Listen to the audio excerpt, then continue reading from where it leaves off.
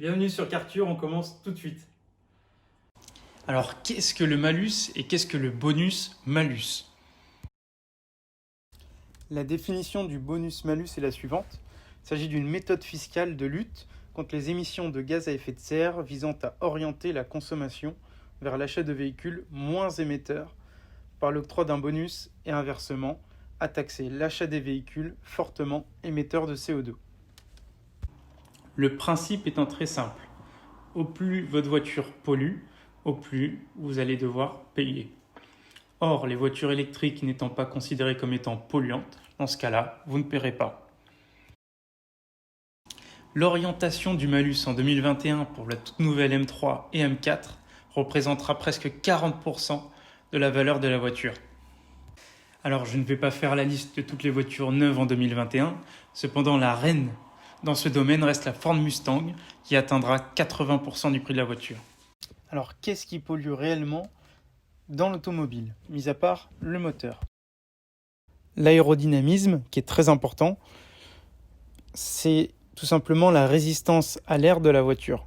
Au plus votre voiture va être aérodynamique, au plus elle va transpercer l'air et donc consommer moins. La voiture tendance qui bat les records de vente depuis 2017 est le SUV.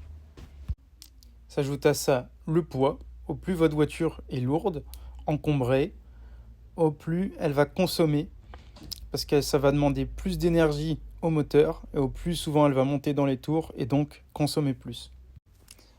Les voitures de sport, la plupart du temps, sont légères, mais aussi sont plus aérodynamiques afin de donner plus d'appui à la voiture dans les virages, donc consomment moins. Je tiens à préciser que je ne suis pas pour ou contre le bonus et le malus. C'est tout simplement pour montrer et appuyer le fait qu'il y a certaines incohérences sur cette lutte fiscale.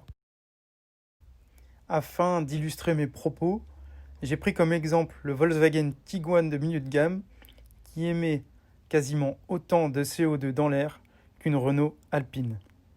En France, un individu roule en moyenne par an 15 000 km. Dans ces 15 000 km, la plupart du temps, il va réaliser ses courses, ce qui est dans une voiture de sport très courant. Ou alors on utilise la voiture pour aller chercher les enfants à l'école, ce qui est encore une fois dans une voiture de sport très courant, d'autant plus avec des arceaux. Ou alors on peut encore utiliser la voiture pour partir en vacances, ce qui, encore une fois, est très pratique pour transporter tous nos bagages. Autre facteur très important qui n'est pas pris en compte, la conduite du conducteur. Au plus le conducteur a le pied lourd, au plus il consomme. Pour expliquer rapidement ce qu'est le problème de l'hybride rechargeable, c'est que lorsque le moteur électrique ne fonctionne plus, le moteur thermique se met en marche. De récentes études ont même prouvé que l'hybride rechargeable consommait à l'heure actuelle plus qu'une voiture thermique normale. Cela est simplement dû au fait que le moteur thermique se met en sur-régime pour compenser la perte du moteur électrique, donc pollue plus.